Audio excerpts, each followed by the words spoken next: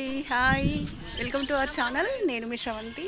So ఈరోజు మనము ఒక ఆలయం గురించి మనం చెప్పుకుంటున్నాం. చాలా కొన్ని ఏళ్ళ చరిత్ర గల ఆలయము. సో ఈ ఆలయానికి వెళ్ళాలంటే నా వెనకాల కనిపిస్తుందా అండి వాటర్. ఈ వాటర్లో మనం ప్రయాణం చేయాల్సి ఉంటుంది.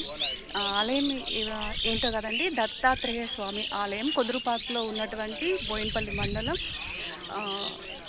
వరదవెల్లి గ్రామంలో ఉన్న దత్తాత్రేయ స్వామి ఆలయము. సో నా వెనకాల అక్కడ కనిపిస్తూ ఉంది దత్తాత్రేయ స్వామి ఆలయము.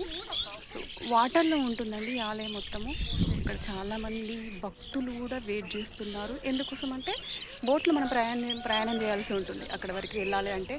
ఎందుకంటే చుట్టూ మనకి కంప్లీట్గా వాటరే ఉంటుంది, ఆలయం చుట్టూ వాటరే ఉంటుంది. సో ఇది